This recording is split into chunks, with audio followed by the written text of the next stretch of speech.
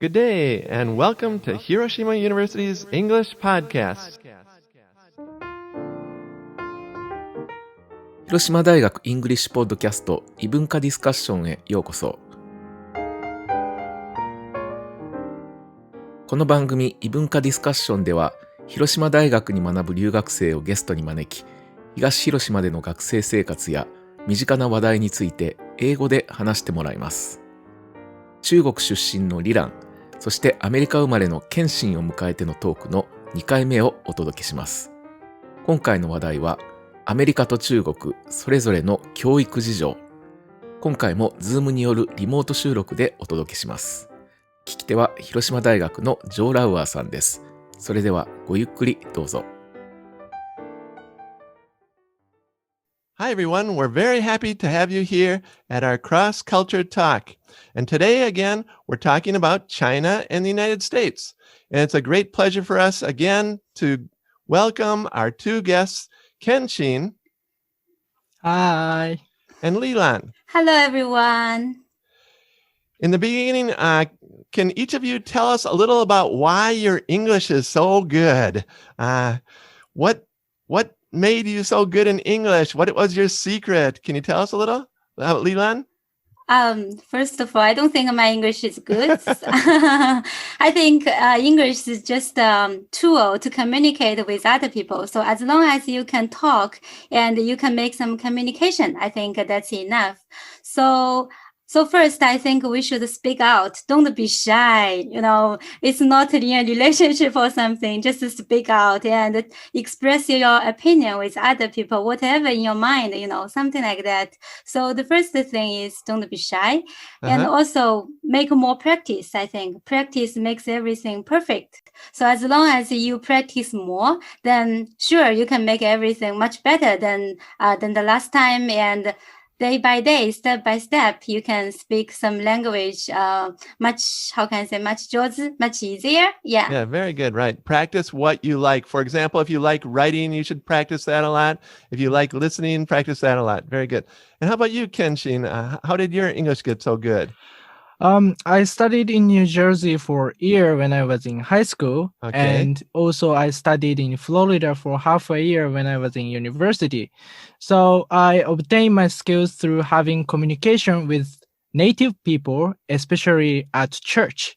Actually, as Leland said, it's very important to practice your English and use it. It's very significant. I recommend people considering studying abroad or going abroad for language to go to church because people there are very nice and try to get in touch with you. And you can practice English very often with people in church. So I recommend you to go to church. Even though you are not believers, it's really nice to enjoy the environment. Actually, that's true. Even in Hiroshima, there's those type of groups, not only church, but other types of foreign groups. If you can get in those groups, it will really help you, right? Yeah, sure.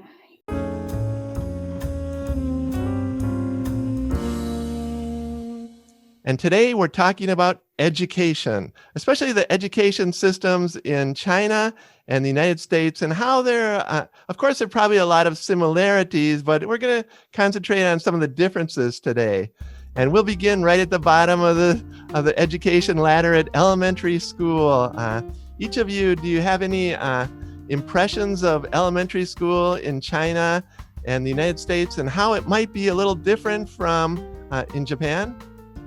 I think in China, the education system is quite similar with Japan, I think. So we have 6 years in the elementary school. So one thing I think really impressive in China is that the parents, they try to force their students to learn more, So after school, they are not going back home to like relax or something. they are forced by their parents to learn something else, like a painting, dancing, and like a math club or the other things, something like that. I think we put too much pressure on the kids. They are still primary school students. So I think maybe we should rethink what is called education, especially when they are still so young. But a lot of parents, they think we shouldn't, we should educate our kids more to let them to learn more when they are young. So something like different thinking, I think. I don't know how about Japanese primary school, but yeah, this is the situation in China. Okay, good. And how about in the United States Yes. elementary school? In case of the US, one of the biggest difference is, I think, school bus system. Japanese students usually go to school with friends or with a group called Han, and we go there with the students. But in the case of the US, we just wait at the bus stop and we ride on the bus. So I think it enhances more individuality and independence, and elementary students will be very excited and also independent from parents or the friends. So I think that's one of the biggest difference compared to the Japanese educational system. Okay, that's interesting. Next, let's go up to junior high school. Anything that's interesting in junior high in China? I think according to my experience is that I know I started my junior high school when I don't remember my age, but when I started my first year of junior high school, I started to live in the school dormitory. So we live together with our classmates, something like that. So just now, Kenshin mentioned the American system made the students more independent compared with the Japanese students. I think the system of Chinese junior high school is also kind of making us more independent.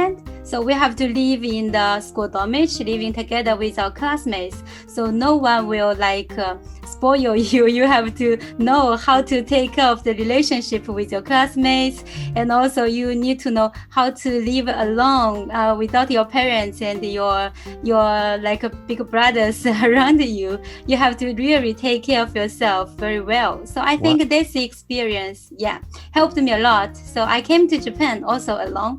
Then 4 years of being here, also I feel like it's not a big deal for me. So I really like this system in China. Yeah. Wow, a lot of junior high school students live in dorms. What percent do you think live in dorms? Like 90%? Or do 100% live in dorms? 50% in China? Generally. I think it depends on the different kinds of junior high schools. Right. I think like at least half of the students are living in maybe the half of the students live in dorms. Okay, that's at interesting. least half. Yeah. Good. How about Kenshin? How about junior high schools in America? Anything that's interesting? I'm not so much sure about the differences in terms of junior high school, but one thing I can say is the grade is different. Grade range is different.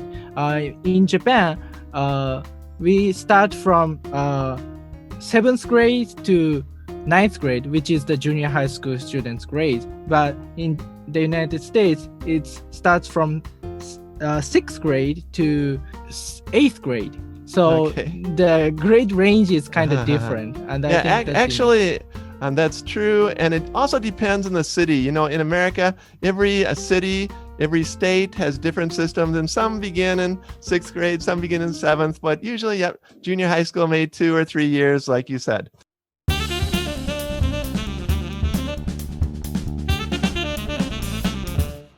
Let's go right on to high school. How about Kenshin? Anything American high school? Yes, I experienced the high school life in the US, so I can tell a lot. Okay. One thing, I think it's not in general, but in the case of my high school, school starts at 6:55 a.m., which is quite early, and we can be dismissed at 1:50 p.m. So basically, school starts very early in the morning, and then we can finish the school right before noon. So we have plenty of time after school, and so we can enjoy club activities, or we can enjoy chilling out with friends and spending time with family. And also, there are systems that students having high GPA will be treated differently by having special cafeteria to eat and invited to special events that cannot be invited for other students. So that system looks interesting for Oh, me. wow. Yeah, that sounds interesting. How about Chinese high schools? Anything? Yeah, so as I mentioned just now, and also according to what Kenshin told us, I think the Chinese high school, we don't have after class activity or whatever, things like that, because a big population in China. So if you want to go to a good university after your high school, so you have to study very, very, very hard. So the university entrance examination is quite tough for Chinese students. So it gives us a lot of pressure. So we really just study every day. After class study, in class study, something like that. Yeah, very pressure, I think. This is the one thing I think, yeah. That's right. American students, I think, don't study so much in high school. Yeah, I agree. Usually. Okay, next we go to the final one, maybe for all of you, the most interesting one, college. How is college different in America and China? Shall we begin with America? Yes, sure. I think one of the biggest difference compared to Japanese university system is that many students take classes without close friends or any class. Of course, we have classmates, but not the friends from the daily life. And so we have more individual self-learning or individual learning system. And because of that, discussion happens suddenly without teacher giving direction to provide an opportunity to discuss, but we just start saying something, and which was really surprising for me because some students just started to say something. So, and also teachers could be tested by students' questions. This happened actually, and the teacher couldn't answer to the student's question, and then the atmosphere was kind of weird. But it happens, and I asked other friends, but they said it really frequently happens. So I think it's one of the characteristics. Maybe the teacher was not so smart? Yeah, they are smart, but students have like a smart perspective, different perspective. Oh, okay. Which teacher will not be aware of. Okay, good. And you said that suddenly discussions start. What do you mean? Can you give an example? Yes. So I think it can be explained by the comparison of Japanese system.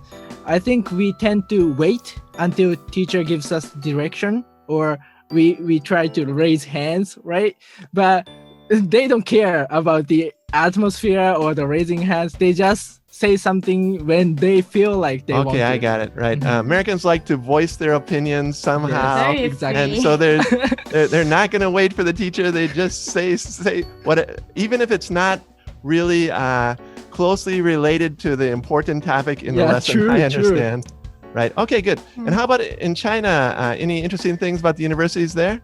I think the education system is quite similar with Japanese colleges and universities. But one thing I experienced is that I get my university degree in China, and then I came here as a master's student. So maybe it's also different. I mean, the master degree here and the master degree in China may be also different. So in China, it's more like they teach us something, and then we just learn from the teacher. And I came here, it's more like I need to do active learning. I need to do it myself. I need to search for the information and the materials from the internet by myself. It's more like, I do it by myself. But in the case of China, it's more like the teacher will tell you, okay, could you please do this and do that? And can you make some reports, make some summaries of blah, blah, blah stuff?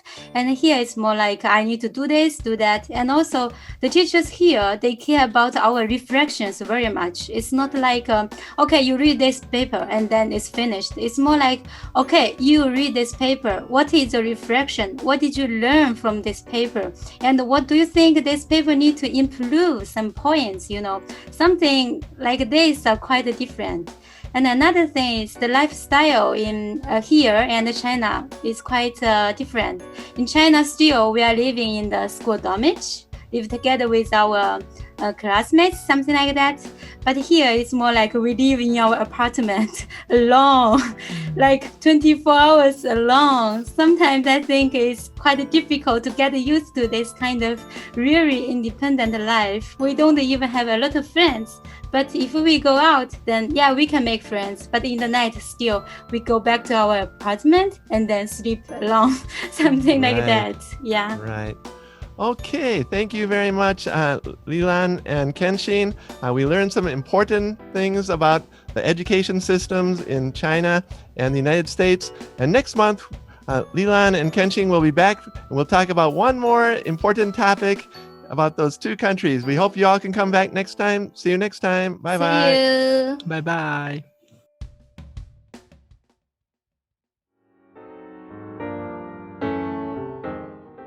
いかがでしたか？日本とは対照的なアメリカ、一方で日本と共通点の多い中国。それぞれの教育制度の姿がよくわかるトークでした。ディスカッション重視のアメリカ流、子供の頃から学習熱の高い中国流、そしてそのちょうど狭間にあるような日本。教育制度にはなかなかこれという正解はありませんが、皆さんはどんな制度が望ましいと考えますか？教育制度の違いや望ましい教育のあり方について英語でディスカッションしてみるのも良いかもしれません。次回は2人のトークの最終回となります。それではごきげんよう。